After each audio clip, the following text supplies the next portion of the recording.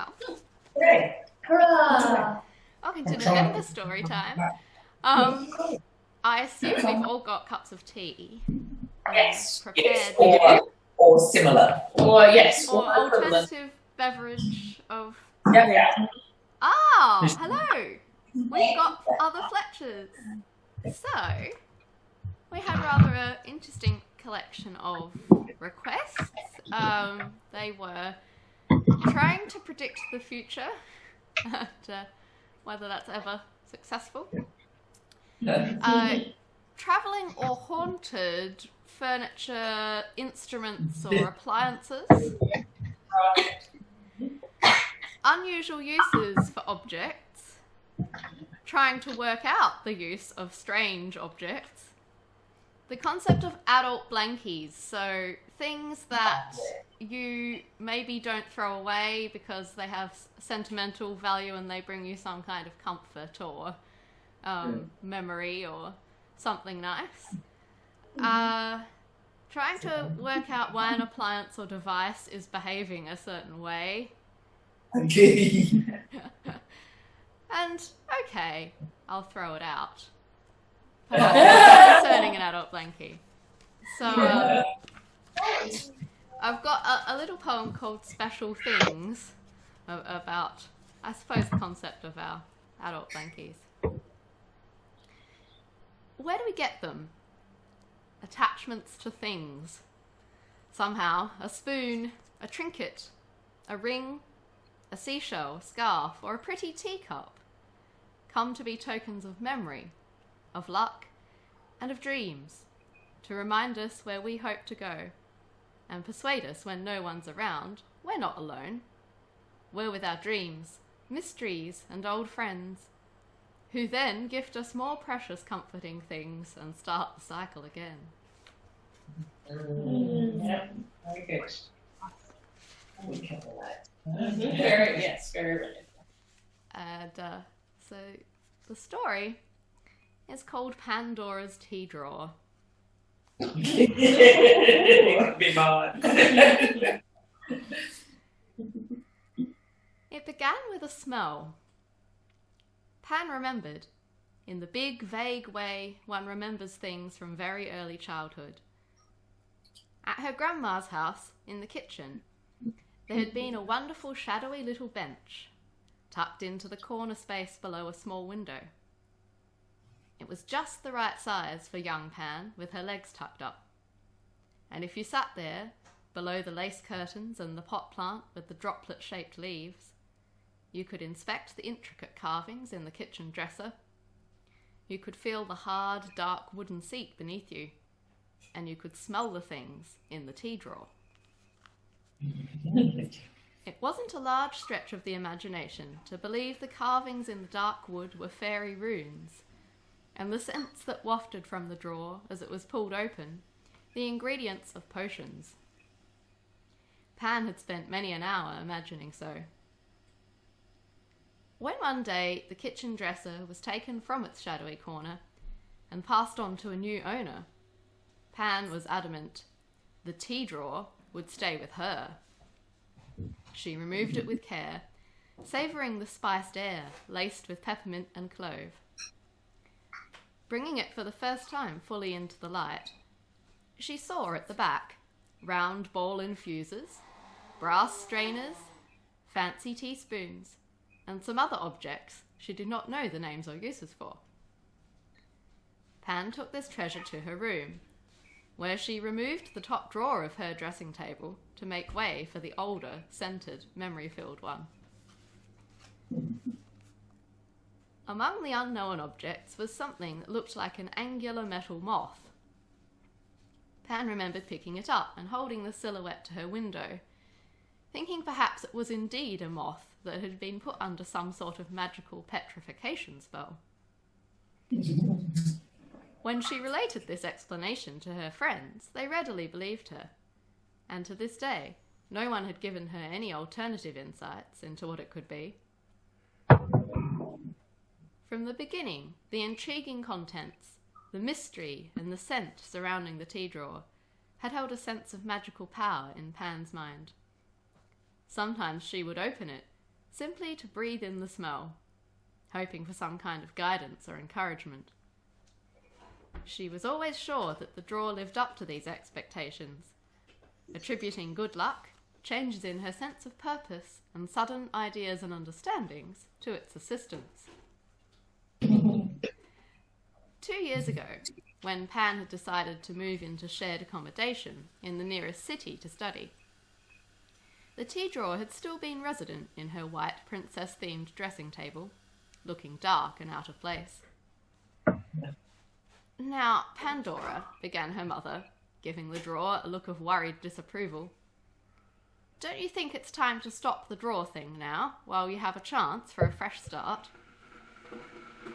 But Pan shook her head crossly. "Definitely not.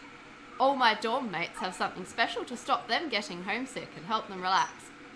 Eddie actually has a stuffed toy, a one-eared sheep of all things.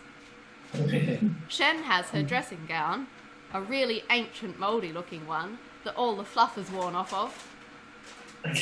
Jay is bringing his lucky hair comb and his yoga mat, he told me. And I have my tea drawer. And mine is the best thing, since it gives me all those ideas and wishes." Pan's mother sighed and pursed her lips. "You still think it does all those things, then?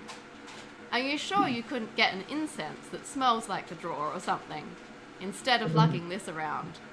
It's going to be much harder to move than a teddy bear."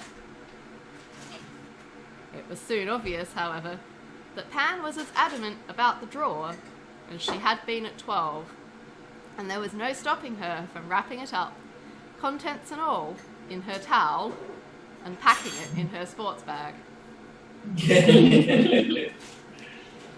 In the student flats, Pan and her peers gazed at a carpet of IKEA furniture, which was yet to be arranged. There wasn't a lot of space. "No matter where we put the bookshelf in here, it's going to cover up a PowerPoint," complained Jay. "I need to plug in the sound system, or we'll never experience a proper student house party and everything will be pointless." Shen was expecting a small grey plastic screw-like object she'd found on the floor. "What's this bit for?" She looked for the TV, from the TV stand to the bookshelf to the corner desk. "Isn't everything finished?" Eddie peered at it. "Weren't there more of these when we took the desk apart?" he mused. Shen and Eddie had been here a few years already, and were moving some of their furniture from their previous dorms by taking it apart. The doorways were narrow in this block. "No!" exclaimed Jay. "What if the desk falls down now?" Pan rolled her eyes. "I doubt it's that crucial." Jay was attending a theatre makeup artistry course, and Pan had a feeling he was going to be frustratingly dramatic. She carefully pulled back the fabric of her sports bag and lifted out the towel containing her drawer. "What's that?" Shen abandoned the mystery component onto the desk and came over to Pan, curious. "Is it some kind of musical instrument?" "I just hope it's not full of the world's evils," Jay chuckled. Pan ignored him and set her towel bundle onto the desk to unwrap it. "Wow, it smells like the health food store." Eddie leaned over Pan's shoulder. "Are you a witch?" He made as if to grab one of the jars, but Pan firmly pushed his hand away. "What's that thing?" asked Shen, pointing at one of several objects that Pan loved but had never identified. It resembled a stopper for a bottle, or perhaps the handle part of a wax seal without any actual engraving on the wooden cylinder that descended from its embossed metal grip.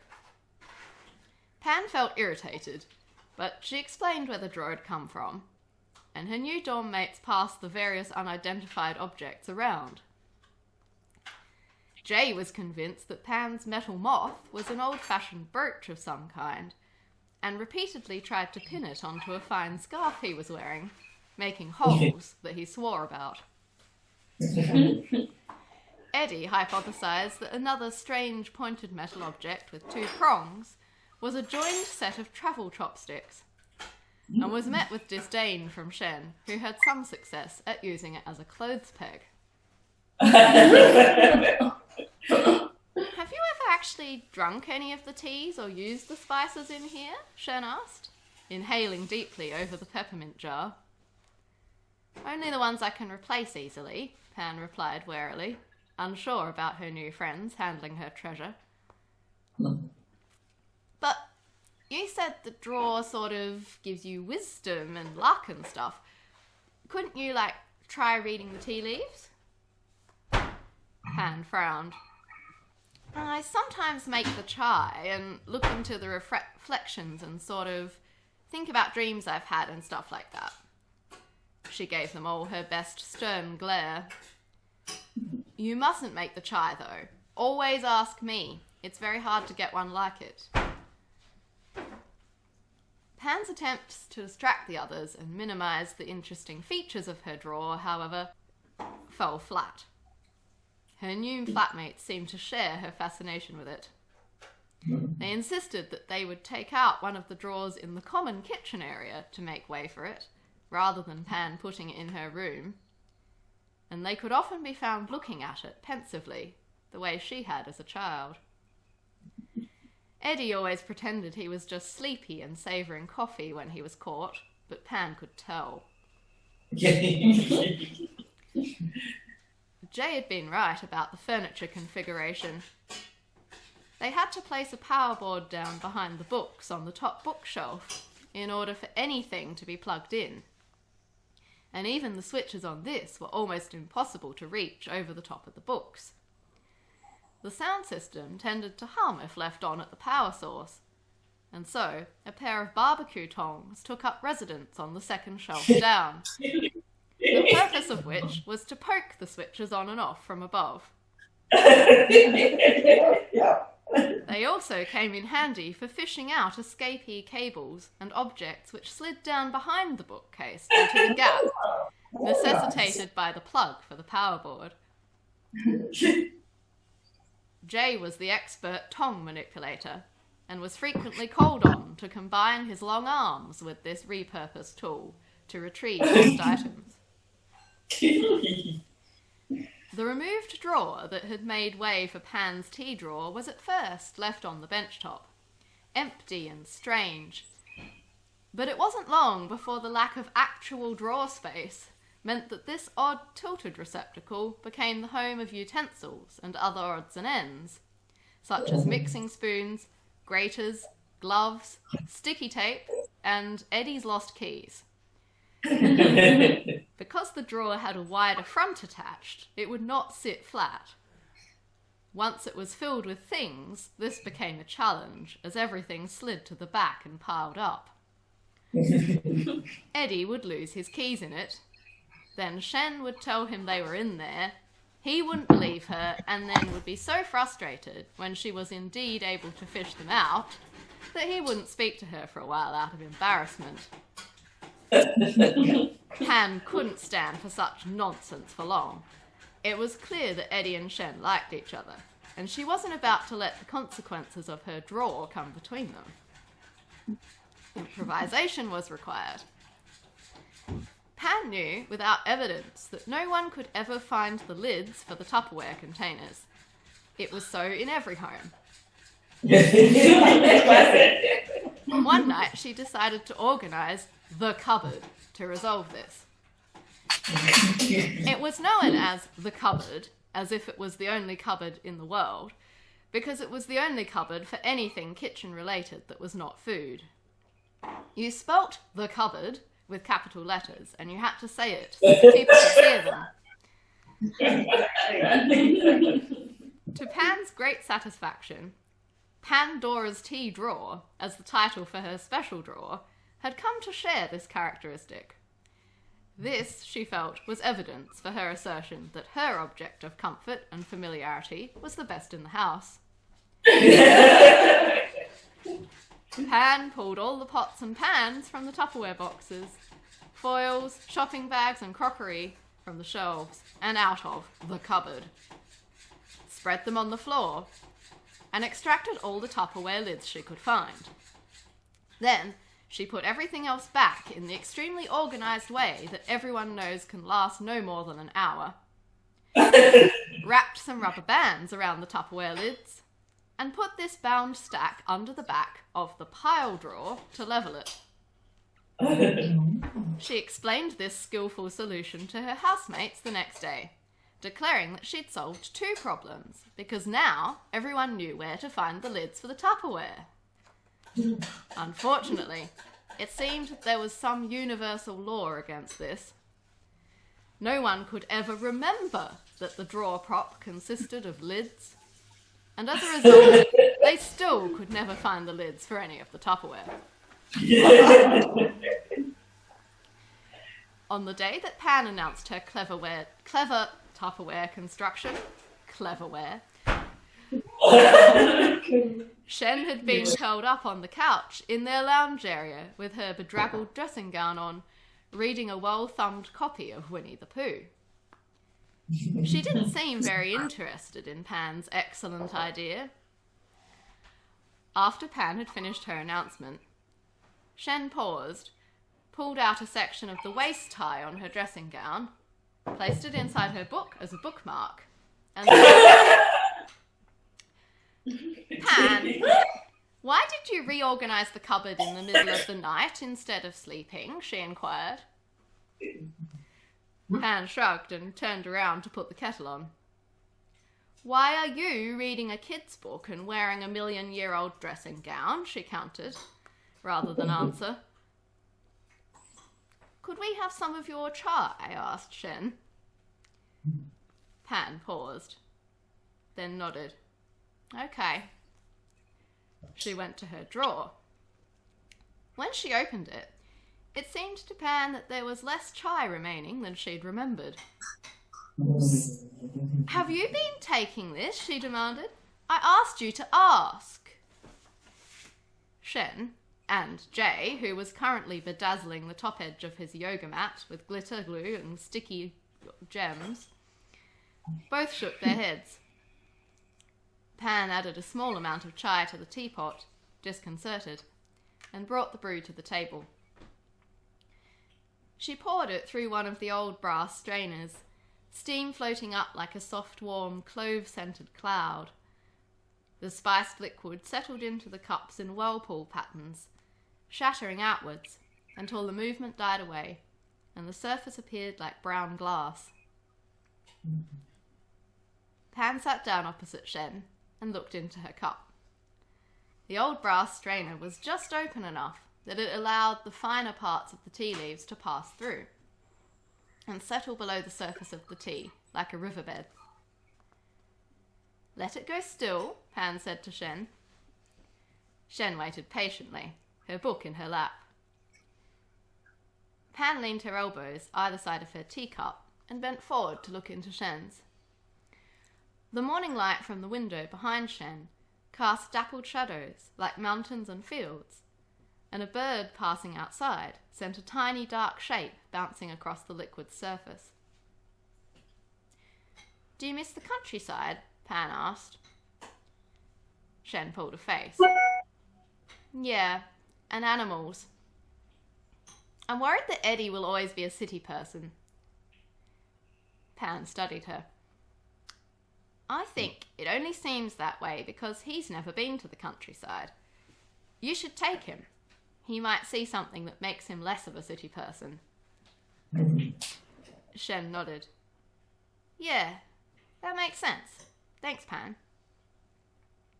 She watched as Pan looked back down into her own cup. So, why the late nights? Any answers? As Pan watched the glimmering surface of the tea, it seemed to glint and shift, like sped-up footage of galaxies. Nothing would stay still long enough to hold on to. Since being here, my dreams don't make sense anymore. She ran her finger round the rim of the cup. It's just weird, creepy stuff like, everyone is in giraffe onesies and no one tells me why. And they just carry on. like nothing unusual is going on and I'm the odd one out wearing jeans. Or there are frogs on the doorstep and every time I look outside there's one less frog. Sounds like you're worried you're running out of time for something or missing out somehow, Shen mused, trying obviously not to giggle.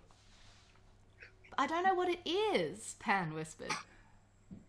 Stop telling secrets without me, wailed Jay, clambering up from the new sparkly yoga mat. When the tea was all gone, Pan upended the cups on the saucers and swished them around, then righted them and peered inside. Shen's remaining leaves looked kind of like a sunflower. Pan's could only be described as a spiral, just like the whirlpools when she'd poured the tea. What's that? Asked Jay, flopping down at the table with them. A black hole? The end of something? Gee, thanks, Jay. Pan stood up. This week, Jay's trainee hairdresser friends had gone to a lot of trouble to create a quiff look, and Pan was sorely tempted to squash it, but she behaved. That night, Pan dreamed of a tree with delightful spiced-smelling leaves. Those leaves just wouldn't stop falling to the ground, no matter how she watered it, protected it, or pruned it. She was woken from this by a familiar sound. Someone had just switched the kettle on. Pan rubbed her eyes and peered at the time on her phone. 3 a.m. She slipped on her Ugg boots and went quietly to the door into the kitchen and lounge area. There was no one there. The kettle, lit up, bubbled to itself, and then automatically switched off. Pan scurried back down the hallway and knocked on Shen's door. Shen! Shen, help! Our kettle's haunted! There was some murmuring, and then Eddie emerged instead, saying, Haunted? In a confused, sleepy mumble. Jay opened his door too, and switched on the hallway light, saying, What in the world are you all doing? Do you want to look like zombies in the morning? I have a photo shoot. Everyone watched the kettle for another 10 minutes, concluded that it must have been an accident, and ordered Pan back to bed. In the morning, Pan got out of bed, scarcely rested, and paced nervously to the kitchen, feet cold on the hallway floorboards. She went straight to her drawer for the chai. To her horror, the jar's lid was off, and this time several spoons' worth was definitely gone. Tea leaves littered the bottom of the drawer under the tea tins, but not enough to replace what was missing. This isn't funny, she exploded. Whoever is messing with this needs to stop right now. But the others all swore that they hadn't been anywhere near the tea drawer. Oh dear, said Eddie, peering in over her shoulder at the mess. Everything seems to be covered in a fine coat of tea leaf dust. He reached in and pulled out the stopper-like object and wiped it carefully with the tea towel in a twisting motion to remove the residue. To everyone's shock, a sharp chirp like birdsong rang out. Eddie removed the tea towel, held the object up, and twisted the metal end. Again, a whistling, chirping sound. Cool! Jay grabbed at the object, and everyone forgot about Pan's disappearing chai as they played with the sounds and put up a call on the internet to try to identify the other pronged metal object. That night, when everyone else was sleeping, Pan heard the kettle again. She dreamed that the tree had lost more leaves, and in the morning, her chai lid was again loose, and only a quarter of the jar remained. Pan put on her very holy orange lucky socks. She tried very hard to be nice to everybody. She stood by the drawer and inhaled its scent. She tried to join in Jay's yoga. She forgot to do her homework and had to stay back at uni until 9 p.m. finishing it. She let Jay give her a makeover and helped Shen plant sunflower seeds in pots and went on a run with Eddie. But still, more and more of the tea vanished, and Pan's dream tree grew barer and the kettle's behaviour more mysterious.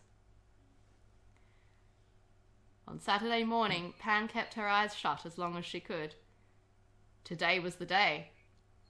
If the pattern of the past week continued, today there would be no more chai in the jar, and whatever it was that the drawer was trying to warn her of would come to pass, before she'd even begun to have a single thought about what it could be.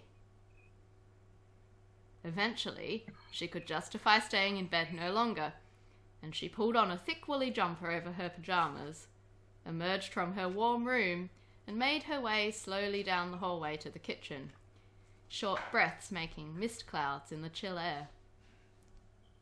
She paused in the doorway, skin prickling.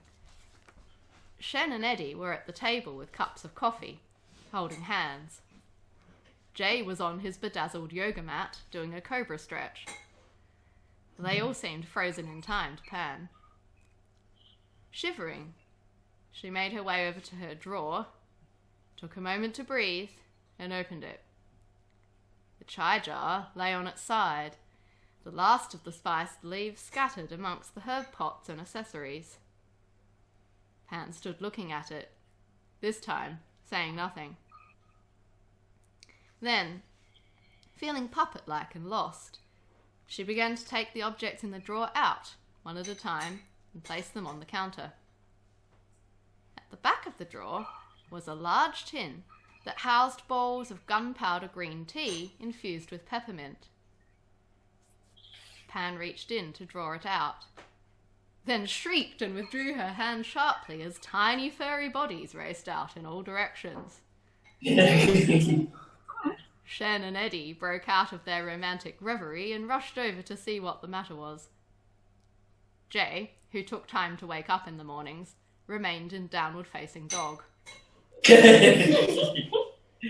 "Hello, mice," said Eddie, as the family of rodents gravitated back towards the remaining objects in the drawer and cowered into the corners. The babies were no bigger than Pan's fingernails. "Poor tiny things," said Shen. "I guess that's where the leftover popcorn keeps going. I thought it was Jay getting the munchies in the early hours." "I resent that suggestion," Jay interjected, finally coming over to peer at the creatures. "Looks more like someone was eating for 13. "What are we going to do with them?" wailed Pan, utterly confused by this turn of events. Later that day, in the community garden, they all stood looking down at the tea drawer cum mouse house, which had a nice new roof courtesy of a broken letterbox, and a border of stones and painted rocks, which Eddie had painstakingly delivered using a shopping trolley. One of the adult mice returned from the direction of the compost with a scrap of toast and wiggled in through the hole, which had been at the back of the drawer all along. "Sort of gives you hope, doesn't it?" Shen commented. Pan sighed and nodded. "What now?" she asked the world at large.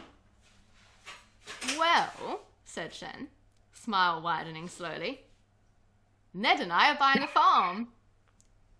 "What?" spluttered Pan. "Since when is Eddie Ned?" asked Jay. No one answered for a moment, so he continued, "Also, I've decided to move in with Alana next year." "What?" spluttered everyone who wasn't Jay. Jay shrugged. "It's way too haunted around here, if you ask me." He patted the mouse house drawer. "Why don't we celebrate everyone's big news with takeaway and drinks tonight? Except no fish and chips. Has no one else noticed that most of the time you can't tell if you're biting into a chip or a fish?" "I don't have any big news," Pan murmured. "Yeah, you do." Eddie patted her on the shoulder. "The tea drawer doesn't tell prophecies or haunt anyone after all." Pan sighed. "But that's bad news." Eddie shook his head. "Is it really?" Shen put her arm around Pan. Maybe you can just be insightful and hope-giving all on your own, Pan. Pan conceded that there was a certain freedom to being without the tea drawer. She didn't think Shen would be agreeing to give up her dressing gown or Ed his sheep anytime soon. She collected some things on the way home to weave into an interesting wreath for their celebratory table, and tried not to worry too much about who her new housemates would be next year, at least until tomorrow. Their dinner was full of hilarity and tea, and only a small amount of embarrassment when Jay shouted, "It's a trump!" at the pizza delivery man. He was offended. She hadn't just learned the identity of the mystery pronged metal object. This kind of trump, it emerged, was a tiny musical instrument designed to be held between one's teeth. "You've been carrying this instrument around for years without knowing it could make music," Jay told Pan excitedly, having got over his embarrassment much faster than anyone else. "You could have music wherever you go." He then tried to play it, which was as entertaining as it was unsuccessful. Pan's wreath made their pizza feel like Christmas dinner, woven of pine and rosemary, with rose hips and some of her long-stored cinnamon sticks for decoration. Very nice. It had a most delightful smell, a scent of pine and herbs, and new beginnings laced with ancient whispers. If hope had a smell, Pan thought, it might be something like this. She'd have to see if she could dry and preserve the wreath and contain this scent of hope and comfort in something. Perhaps a box or a jar of some kind. Yes, that would be wonderful, wouldn't it?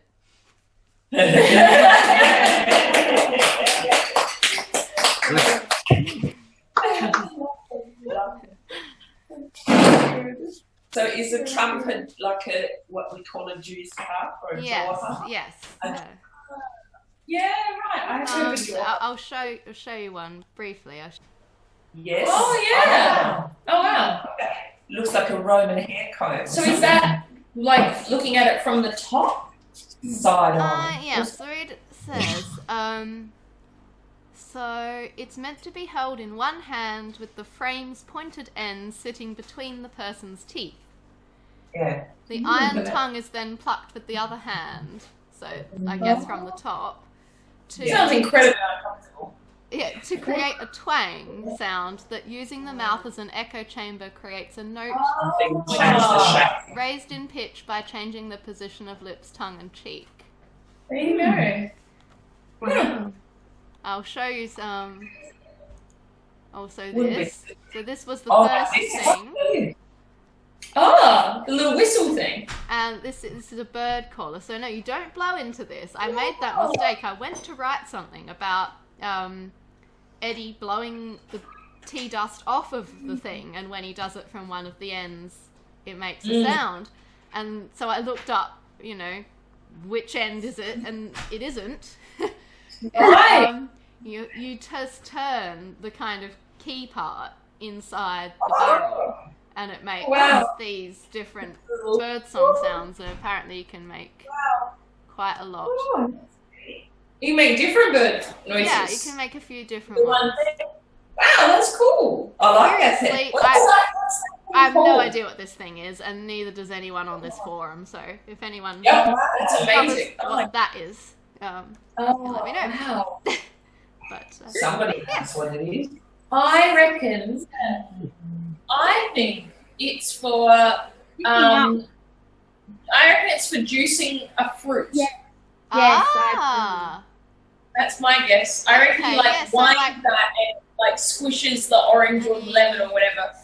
Squish it down, or you pull it up and it squeezes it for you. Or even the rind from an orange or something like that. You're going like that and the rind falls off. I don't know. Oh. Yeah, maybe. Yeah, that's also a thing. But if it's got holes in it, the juicing thing's in. But yeah, maybe it does both. You could have one that does both. So you stick the orange Maybe it's and as you turn it, not maybe for Look at the size of it.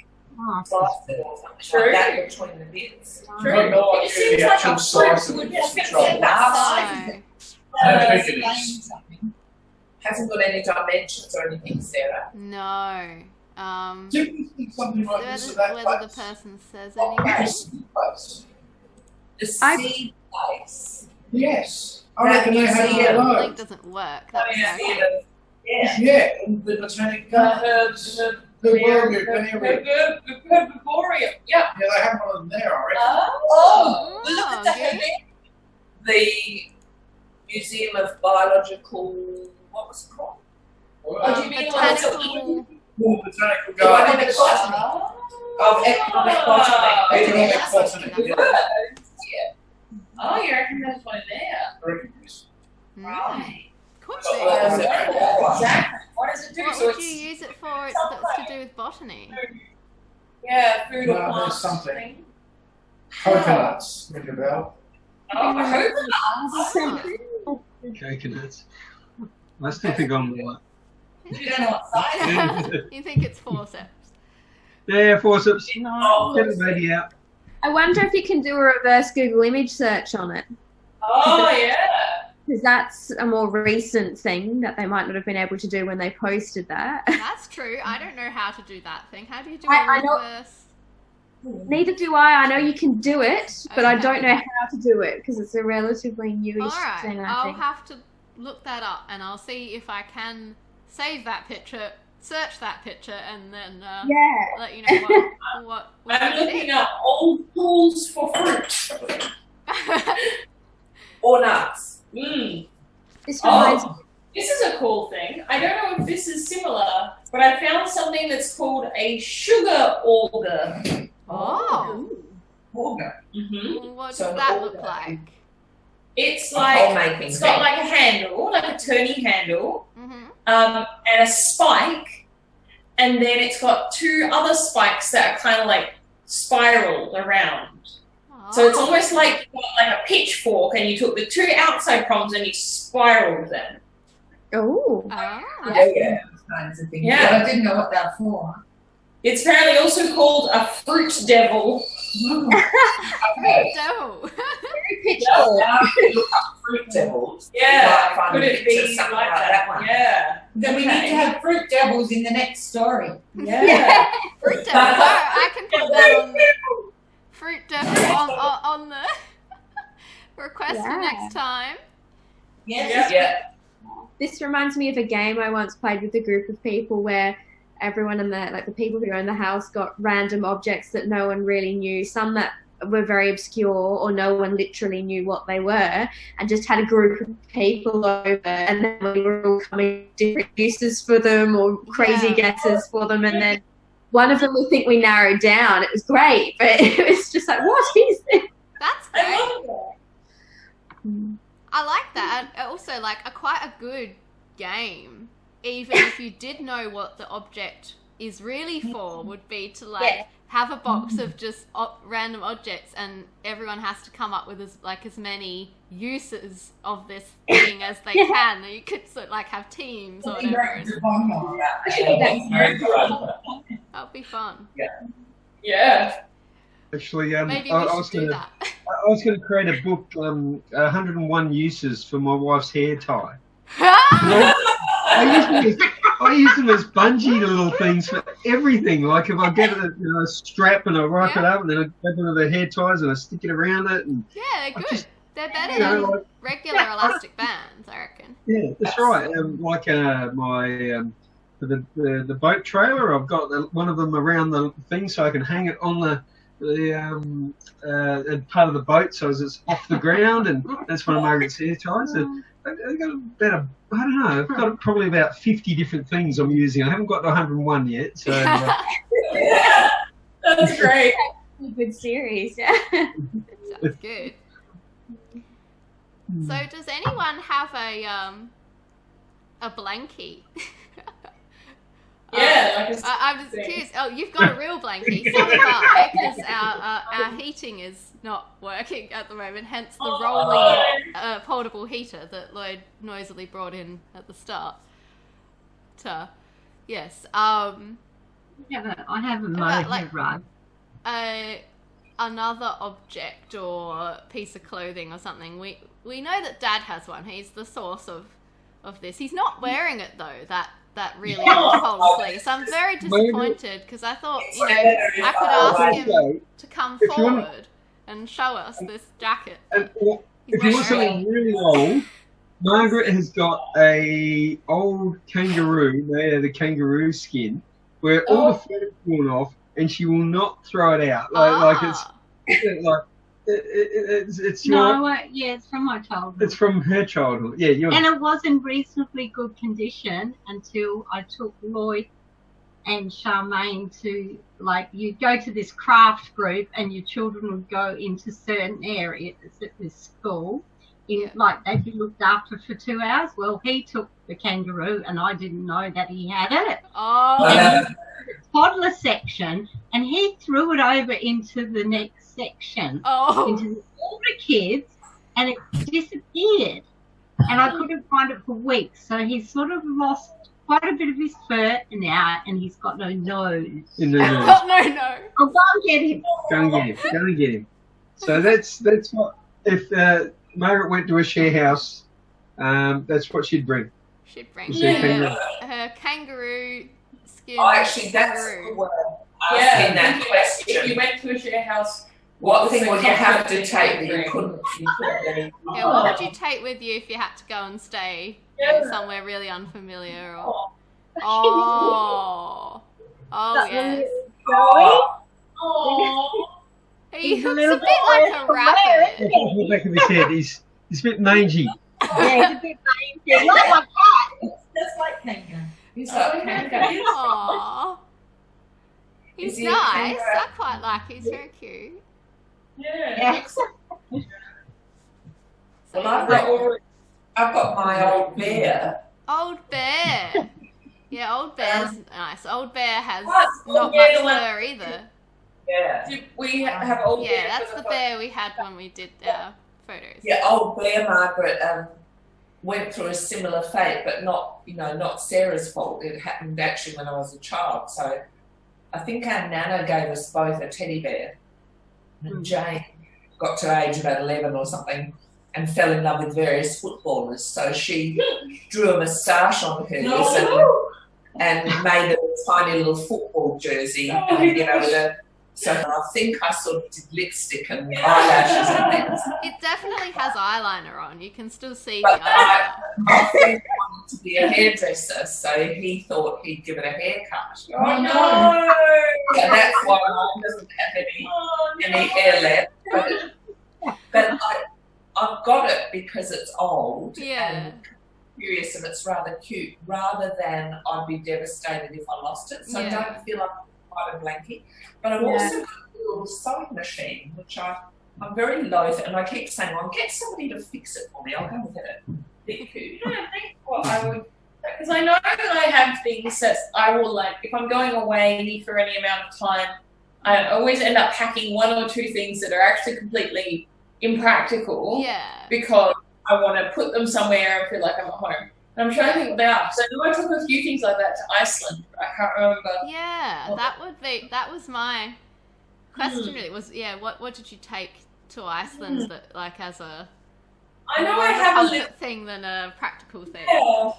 It's not quite the same because it's not like a thing from childhood, but I have a little wooden chest.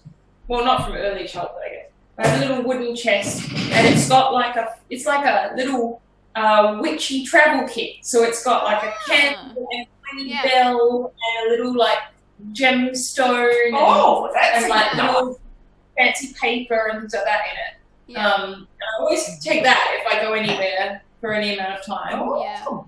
But that's not quite the same thing because it's not kind of ratty and old. Yeah, it's actually really nice. It's not. Yeah. Oh my gosh, this that's is so my tiny. little sewing machine. Oh my goodness, it's so small. That I got when I was I love it. Just made it. Wasn't in the box. Yeah, I've So- seen them before. Oh, wow. Oh, yeah. In a little box, and when I was a little girl, quite a little girl, I used to. It used to. wouldn't anymore, but it used to work, and it's hand, so you've got a hand wheel, like the little, Wow. and it's a very neat idea because it has this little, it has a spot for batteries, which is, It's fantastic. and it fits away like that, which is gorgeous, and it's got this little pocket in here. Anyway, You can put your sewing kit in and things. That's really And I've good. never had the heart to chuck it away. So it doesn't work anymore. Somebody like Remarkable. or so it's got a little handle. Look. Oh, it's like a tiny But it's not very big suitcase. because it's my hand against it, so it's not very big. Yeah, Mm. that's So I nice. love that, but it's not a blanket. Yeah. No. no, Does but it it's not work a pretty anymore cool though? thing. So you've got it despite it not working, or This is a good point. But no, it doesn't have a needle. It no longer has a bobbin. So essentially, no, it doesn't.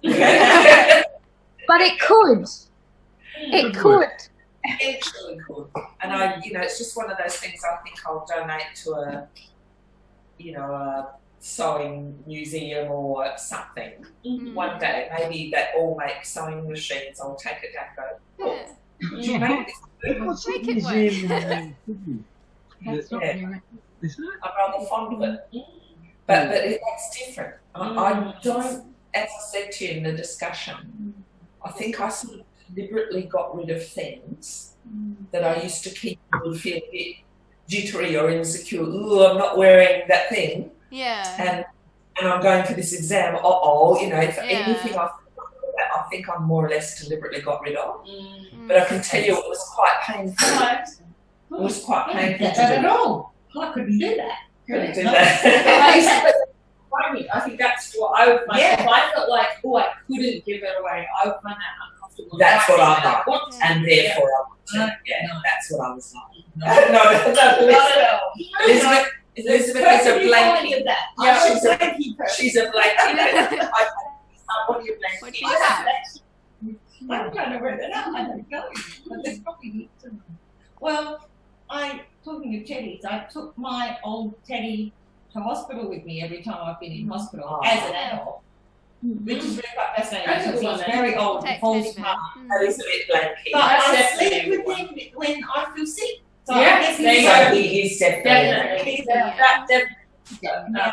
That's a bit blanky. Works. Yeah. Mhm. The hospital weren't quite sure whether that it was hygienic to keep in the hospital. He's very dare He hasn't got a mouse hole at the background. Yeah, quite possibly. How old is your teddy? I got him when I was 2. Oh. 56 years old. Wow. He was purple when I got him. He's brown. Pussy. It just sort of fell out. You laughed it into. Yeah. Yeah. That's great. That's nice. He's coming back to life instead. Yeah. Yeah, you can add hidden inhabitants to your story for next time. Hidden inhabitants. Because you had some in that story and Yeah. then, Yeah. just Well, yes. challenged Challenged the on the best of the teddy. possibilities. Of, Yes. That's a good one. Any other requests while we're sort of on it? Actually, the sort of unexplained music thing would be interesting too. You know how you've got aeolian harps, so sometimes like a fence wire or Oh. will vibrate in a breeze and create quite a beautiful sound, and Yeah. that kind of. Accidental music, Yeah, things that aren't accidental meant music. to be Yeah. making music, and they combine in a way that Yeah. sounds really beautiful or something. Yeah. Yeah, you can get that in rocks and things Yeah. too. Yeah. Oh, I request. For instance, when we're hiking, the wind can rush past if it's high winds, and the thing sings when you. Yeah, It exactly. sings. It does. sings. On the sort of a related thing, I request wild birds learning some strange sound. Oh Oh yeah. yeah, like the cockatoo who flew overhead Lyrebird. going, hello, hello, Yeah. hello. And all the others are doing their normal, like, and there's just this one, hello. Yeah, That one might have exactly. escaped from somewhere. Or like this morning in Wollonga, I heard some magpies sing, and they were really interesting because most of their song, like their warble, sounded like regular magpie warbling, but then there was this one note in the middle of it, and they repeated it several times, so it was obviously how this particular magpie's song was meant to be, but it had this one note in the middle that was like a really beautiful and unusual kind of resonant chord. Oh. So it would do, so it was like this like bell noise right in the middle of the like warbling. So it was imitating another bird or something. Yeah, I don't know. I think they do. I think they have more than your standard vocalizations, and you can really. When it was, there was It was really pretty. somebody put something up on a Facebook post, but it had a some sort of other bird and a magpie. They were both the young, Right. and these two young that didn't know they weren't meant to mix yet Yeah. had got to this thing that they would sit on the veranda and sing to each other. Oh. And they would do like a concert. So one would start and the other one would join in, and they were doing like a response. It was quite stunning. Wow. And the other beautiful thing, not necessarily for your story or whatever, but local splendid wrens, fairy wrens. Oh, very nice. And our local wren, which is the superb wren, but it Yeah. has wren.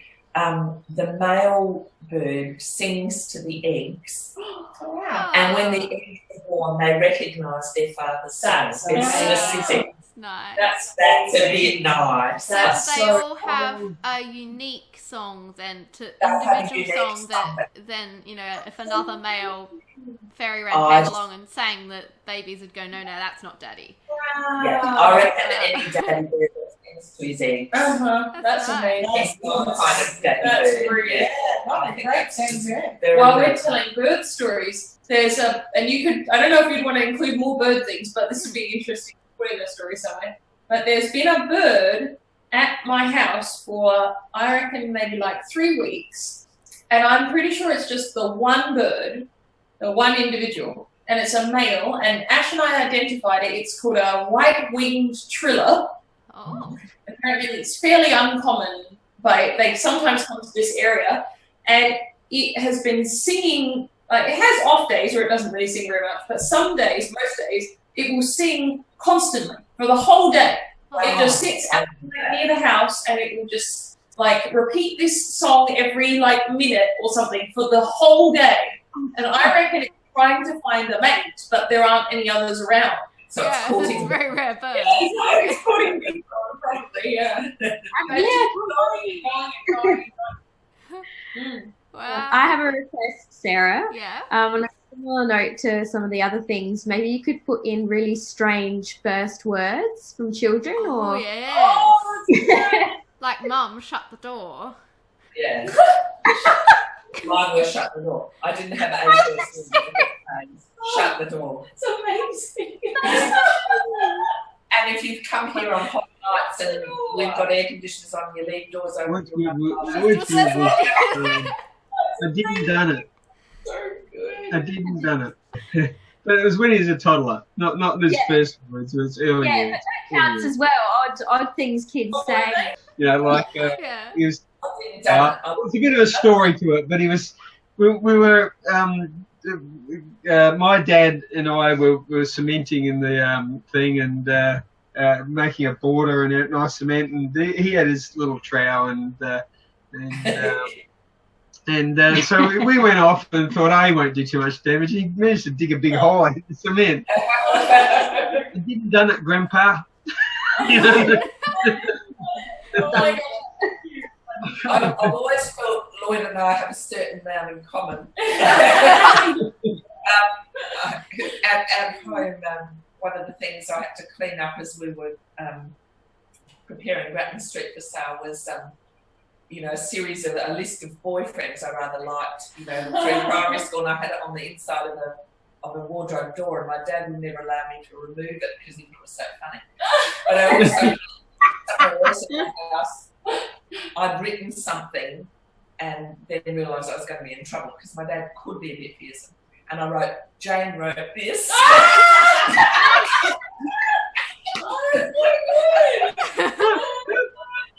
I love the idea of that. Like, that's such a kid brain thing to do. Yeah, and